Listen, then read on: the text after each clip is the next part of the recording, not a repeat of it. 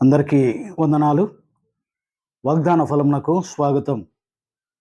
ఈనాటి ధ్యానం కొరకై మొదటి యోహన పత్రిక 4వ అధ్యాయము 4వ వచనాన్ని మనము ధ్యానం చేసుకుందాం. మీలో ఉన్నవాడు లోకములో ఉన్నవాని కంటే గొప్పవాడు. దేవుడి లేఖనంలోంచి మనతో మాట్లాడును గాక. ప్రియమైనటువంటి స్నేహితులారా, దేవుని యొక్క లేఖనం అంటుంది, మనలో ఉన్నటువంటి దేవుడు ఈ లోకంలో ఉన్నటువంటి అందరికంటే గొప్పవాడంట. ఆయన శక్తి మనలో ఉంది. బలవంతుడు మన దేవుడు, శక్తివంతుడు మన దేవుడు, సహాయము చేసేవాడు మన దేవుడు, సామర్థ్యం ఇచ్చేవాడు మన దేవుడు. ప్రియమైన దేవుని బిడ్డ, అటువంటి దేవుణ్ణి మనం కలిగి ఉన్నాము.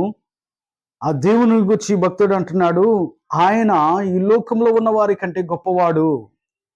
ఒక దినము దావీదుని చూసినటువంటి ప్రజలు అనుకున్నారు, వాడు చిన్నవాడు అని అనుకున్నారు.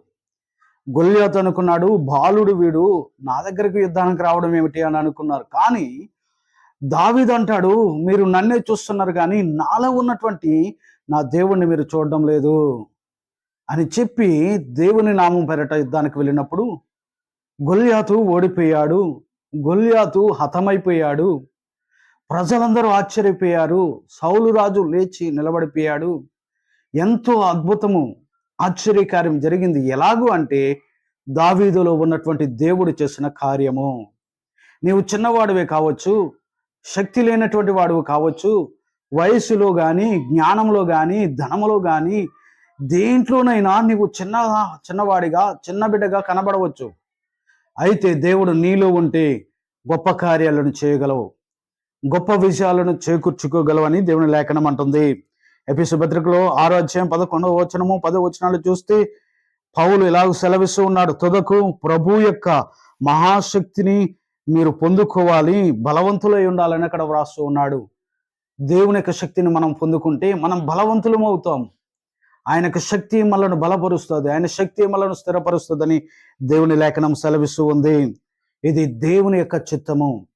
మనము బలవంతులుగా ఉండాలి. భక్తిలో నువ్వు బలవంతుడిగా ఉండాలి. యోబు భక్తుడిని చూస్తాము, ఎన్ని శ్రమలు వచ్చినా, ఆర్థికమైన ఇబ్బందులు వచ్చినా, కుటుంబం అంతా దూరం అయిపోయినా, స్నేహితులు బంధువులు నవ్వుతూ ఉన్నా, దేవుని యొక్క సన్నిధిలో భక్తిలో బలముగా ఉన్నాడు కనుక దేవుడు అతన్ని దీవించి అతనికి 200 ఆశీర్వాదాన్ని ఇచ్చాడు. విశ్వాసములో బలముగా ఉండాలి. భక్తుడైన అబ్రహాము జీవితంలో విశ్వాసంతో ముందుకు వెళ్ళాడు. దేవుడు పెట్టిన ప్రతి పరీక్షలు అతడు విశ్వాసంతో ముందుకు వెళ్ళాడు కనుక అతడు దేవుని విజయాన్ని పొందుకున్నాడు. అంతేకాదు, ప్రార్థనలో విజయాన్ని కలిగి ఉండాలి, ప్రార్థనలో బలాన్ని కలిగి ఉండాలి. గిద్యోను అనే భక్తుడు ప్రార్థనలో బలాన్ని కలిగి ఉన్నాడు కనుక దేవుణ్ణి అడుగుతున్నాడు, అయ్యా నాకు ఈ యొక్క కార్యాన్ని చూపించు అనగానే దేవుడు అలాగ చూపిస్తూ ఉన్నాడు. మనము ప్రార్థనలో, విశ్వాసములో, భక్తిలో మనము బలముగా ఉంటే దేవుని యొక్క కార్యాలు మనము చూస్తాము. దేవుని యొక్క అభిషేకాన్ని మనం పొందుకుంటామని దేవుని లేఖనం అంటూ ఉంది.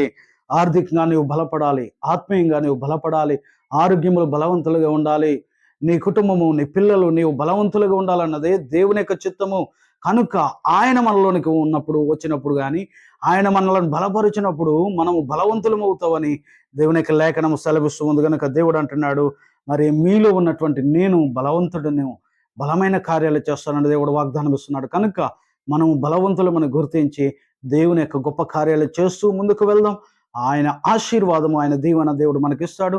అటువంటి బలమైనటువంటి శక్తి మనము పొందుకుందుముగాక. ఆమేన్.